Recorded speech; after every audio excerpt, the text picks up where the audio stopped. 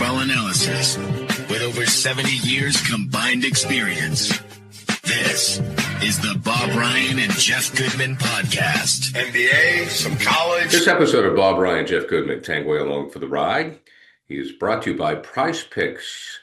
You know, you and I make decisions every day, but on Prizepicks, being right can get you paid. Don't miss any of the excitement this basketball season on Prizepicks, where it is good to be right. It's good to have Bob Ryan here. Bob, how you doing today, buddy? Doing fine, thank you. Good. All right, let's get to it. You know, I was very happy to see LeBron James back in the lineup. Had a nice little double-double. I understand he 23 seasons. Let's talk about that. It's well, that's a record. And before the season's over, assuming everything goes well and he stays healthy, he will break the record for most games held by our old friend Robert Parrish. And 23 breaks the record of Vince Carter. This is a remarkable career. I mean, he's won on this short list. Short list of the inner sanctum greats who have fulfilled a youthful promise from Jump Street. This kid was on the cover of SI when SI was very important. Yes. It's diminished, but it was for 40 years. It was a tremendous part of sports culture, and he was on the cover when he was 15 years old. And there are very few players who were hyped extensively as high school players who turned out to be great. He's one. Lou Alcindor / Kareem Abdul-Jabbar is another. You can't name too many. Wilt Chamberlain was one. Russell wasn't. Michael Jordan wasn't. Larry wasn't. Magic wasn't. None of them were national figures. You know who was a national figure? Jerry Lucas. He was a well-known high school player. Anyway, LeBron has fulfilled his promise to the nth degree. Now, whether you like him or not, I don't know why you wouldn't. People have manufactured this LeBron hate. I don't know what. It's stupid. I agree. What we saw last night was an oh my God to the world, to the NBA. Oh my God, the Lakers, maybe we have to pay attention. Maybe we have to pay championship attention. There's no maybe, Bob. There's no maybe. And we're playing well without him. And he just fit in last night because he's such a consummate all-around talent. The big thing last night, ladies and gentlemen, the man had 12 assists. And I saw some of those assists, and they were everything from drive and dish to cross-court, seeing a guy open, to wonderful slip on a fast break with the little Larry Bird-like slip to the cutter. I mean, it was a variety of clever passing. And consider that what's been going on in his absence. Austin Reeves is playing like an all-star. He's averaging 28 points a game, by the way. Just when nobody's looking, okay? DeAndre Ayton, I looked him up. He was pretty productive in Phoenix. His career 16 points a game, guys. He's playing well this year. He's playing well. Hachimura's playing well. I mean, I got the guys here. They've got 10 guys are playing 15 minutes or more. That's balance. I mean, that's a depth. So, he's not overworking anybody. Jake LaRavia is averaging 10 points a game. Marcus Smart. Remember him? Yes, I do. He's averaging 10 points a game. What LeBron did last night was play 30 minutes of all-around basketball. 11. Oh, by the way, he was 2 for 3 on threes. Okay. And he had 3 rebounds. So some night he'll have 12 rebounds, don't worry. 12 assists, ladies and gentlemen. And I'm telling you, the Lakers just cruised. 140 points they put up last night. So pay attention, world. LeBron will fit. Oh, did I mention Doncic averaging 34 points a game? Yeah, he is. This is going to work. LeBron is going to make this work. I think he figured out who I am now, what I should be, so I think it was a very impressive and scary debut for the rest of the league. I agree. The rest of the league should be put on notice. I am rooting for LeBron, and I can't believe I'm going to say this, but I am rooting for the Lakers because the Celtics, to me, unless, if Tatum comes back, that changes. but if you take away the laundry, Yeah. it's a good story because I agree with you, Bob. I feel that LeBron James has got a raw deal. He had the decision. Get over it. Okay. It was Get bad out of it. advice. It was bad advice. It wasn't his fault. He never should have done it. I'm rooting for the guy. It And was. my question to you is,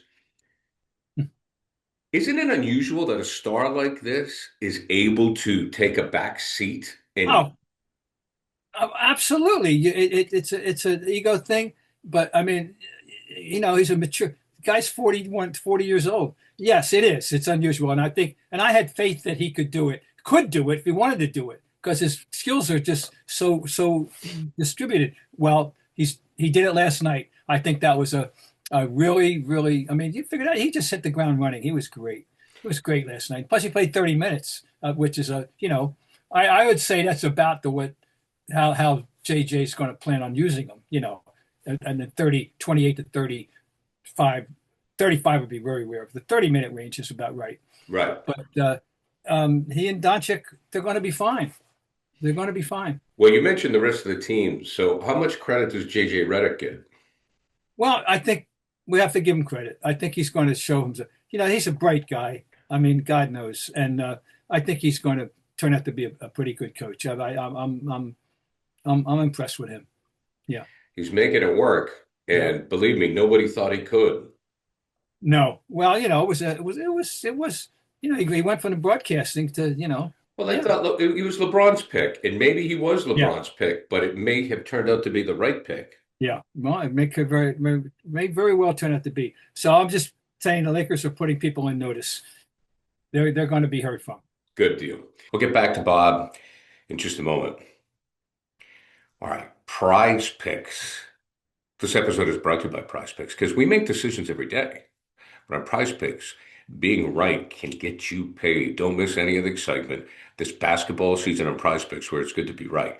Now, LeBron is back. Now, to me, LeBron is a great pick for Prize Picks because, as you saw, he had the 12 rebounds the other night. You know he's going to have the assists. He's a complete player. He's not the number one guy in the Lakers. That is Luka. So he's going to be setting up people. He's going to have a complete game. So you can go points, you can go assists, you can go rebounds. You might even be able to go steals with LeBron. Well, he's not as fast as he used to be, but you understand that LeBron James is the perfect Prize Picks pick. And because, pay attention now, they offer stacks, meaning you can pick the same player like a LeBron up to 3 times in the same lineup. You want more on LeBron, points, 3-pointers, assists. You probably want to go with rebounds, but it is first game back, he was 2 of 3 for 3, right? But you could go points, threes, and assists. Like if you wanted to go with Steph, maybe with LeBron, you would go points, rebounds, and assists. So you can pick them all in the same lineup, only on Prize Picks. So more or less, that's how you do it. Download the Prize Picks app today and use code CLNS to get $50 in lineups after you play your first $5 lineup. That's code CLNS to get $50 in lineups after you play your first $5 lineup. Prize Picks, it's good to be right. The other guy I want to sing praise to, and unfortunately because of the nature of the game and the way the game's covered, I don't think Jaylen Brown is getting his due. He had, as you mentioned, he had the one play when you and I were speaking before. He had the one play where he didn't box out, he didn't get the rebound. The Celtics lost the game. He played a great game. He owned up to it. He admitted it. I think Jaylen Brown deserves a lot of credit. Well, we all framed it. Everybody knew what the issue was. The issue was that he's now number one. He's going to get the attention. He's going to get the heightened attention that used to go to Tatum, and he's going to have it. And this is what we know that he wanted to show the world he could be a number one. And so far, he has been a number one. I mean, he's got 7 30-point games already. He only had 9 all last year, and he had 29 last night. But it's more than that. He's showing leadership in every way. I think he's absolutely showing the world, that he wasn't all talk. He's walking the walk, baby. And the younger players are benefiting from it. There's no question. No, I absolutely. I mean, he's unquestioned all-star.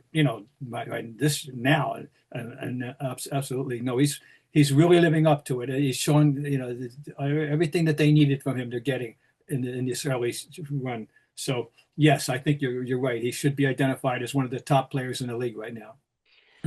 In the Nets game, They had a lot of turnovers. So here's the question, and I think it's a real conundrum in the NBA because I think it's worthy of debate. I'm not so sure there's a right answer. Hmm. Are turnovers the result of bad coaching? I don't think so necessarily. I mean, you got to.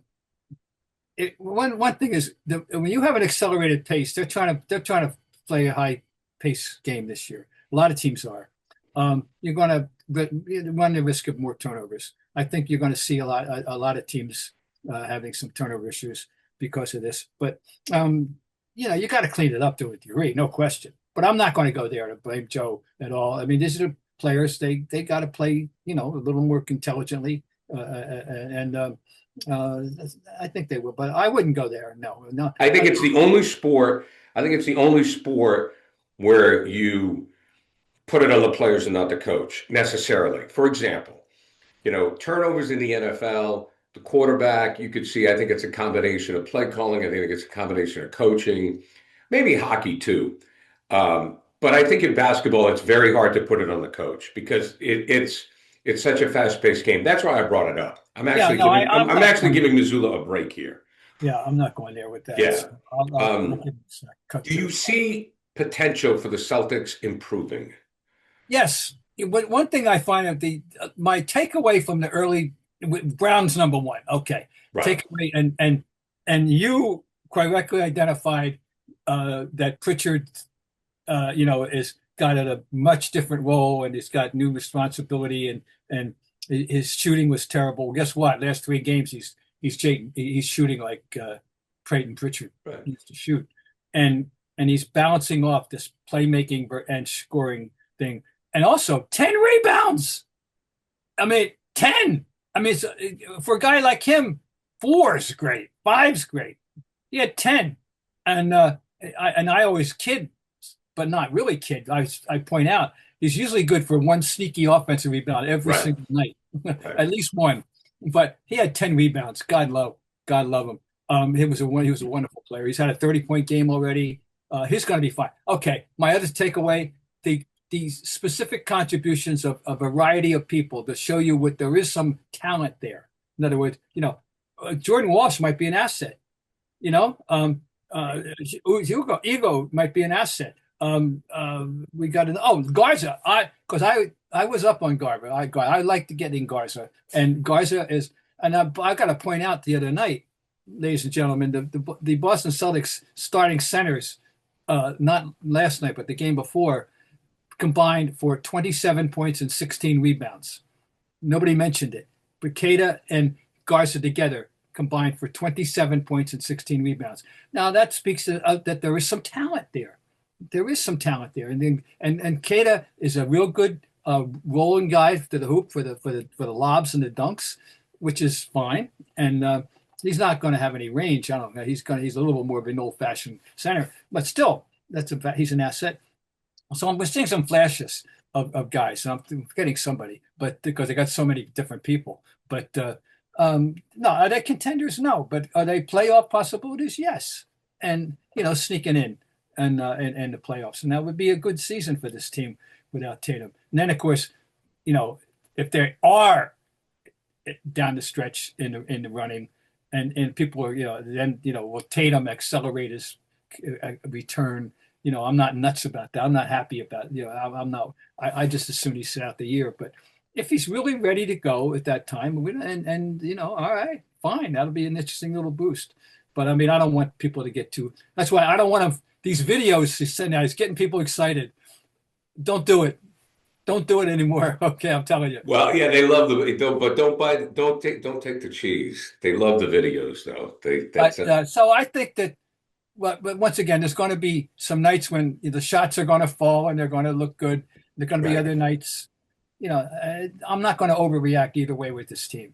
And I'll stick on my original prediction, somewhere between 37 and 45 point games, and more than likely right on the nose at 50-50, 41 and 41, 42 and 40. I think that would be a very acceptable year for them this year. Agreed. Look, life is busy. I was moving a while back, And when you're moving and you get kids and things are going back and forth, it's nuts, and it's easy for your finances to slip through the cracks. I actually had something I forgot to do. But when you have Monarch, what it does is it takes all of your finances and it puts them into one place, one central location, so you don't have to worry about missing anything, and it makes it easier to manage your money. As a matter of fact, you can keep your finances under control this holiday season because by using Monarch, rated Wall Street Journal's best budgeting app of 2025, as I said, Monarch is the all-in-one personal finance tool that brings your entire financial life together in one clean interface. That's the word interface I was thinking about, on your laptop or your phone. And right now, just for listening or watching, Monarch is offering 50% off your first year. And it's really easy to blow the holiday budget, but a central place like Monarch, everything is in real time. So you can see your travel expenses, your gift expenses, and how everything adds up. Monarch is a wake-up call, okay? It can make me stop and adjust the spending before the credit card bill arrives, okay? So it's a great year-end financial reset tool as well as you want to set goals for 2026. I can't believe it's going to be 2026 already. And Monarch is a great tool for people who are busy. Both of you are working, two-income household, kids, boom, boom, boom, going everywhere.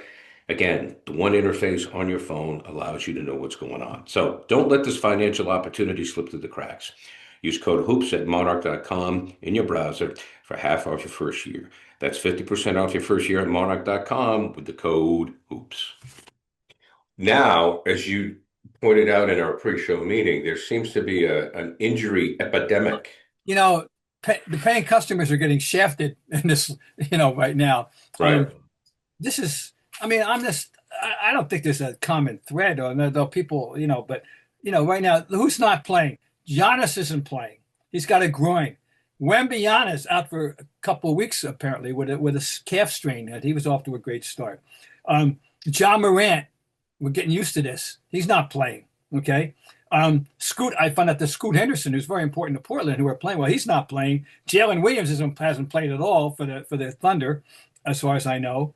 And then let's get to the big one, the one that this ongoing, it never ends. Zion Williamson isn't playing. Well, he's iffy tonight, literally. He hasn't been playing. I looked up the numbers on him, Garrett. It's really, this is year 7, believe it or not. Okay, it's year 7 out of a potential of 574 games. He has played in 239, or 42%. Wow. Since he entered the league in 2019, he has played in 42% of available games, which includes missing an entire season, by the way. He missed all of 21-22. And here's the numbers of games played: 24, 61, 0, 29. 1 year did he play over half a schedule, and that was 23-24. He's played 70 games. The next year last year, he played 30 games. And this year he's played 5 out of 14. What do you say? Now, it's interesting. His coach got fired. You know that, Willie Green. Mm-hmm. Got fired. And you're reading up on this. One of the particulars against him was they're saying he wasn't somehow or other holding Zion accountable for rehab diligence. Is this his fault? Because Zion should need somebody to tell him what to do in terms of diligence. So I don't understand that. They stink. They were terrible last year, and they're terrible this year.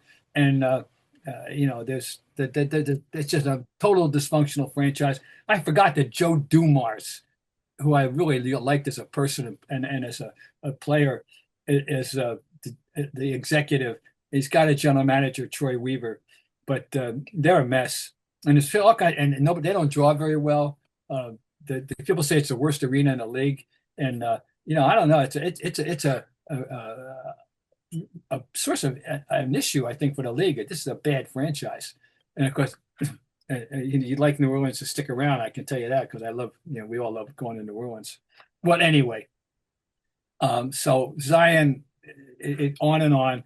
Now, when he plays, he's terrific. He's a 35-point game waiting to happen any night he plays. But 42% since 19. Yeah, it's hard. You can't blame that on the coach. He's a scapegoat. The coach is obviously a scapegoat. Yeah, no kidding. But because you've seen it, Bob. You've seen over the years players coming off of injury, whether it's I don't remember Jordan ever getting hurt, but Larry certainly was maniacal about it. You've seen players that they take it upon themselves to take care of their body. Oh God! I mean, and you can't put it on the coach. Well, Exhibit A right now is LeBron. You don't last to age 40 and 23 seasons and all the wear. And that's, by the way, let's forget that doesn't count the playoff games. Right. And I mean that he's played in, and so I mean and how is he able to do this?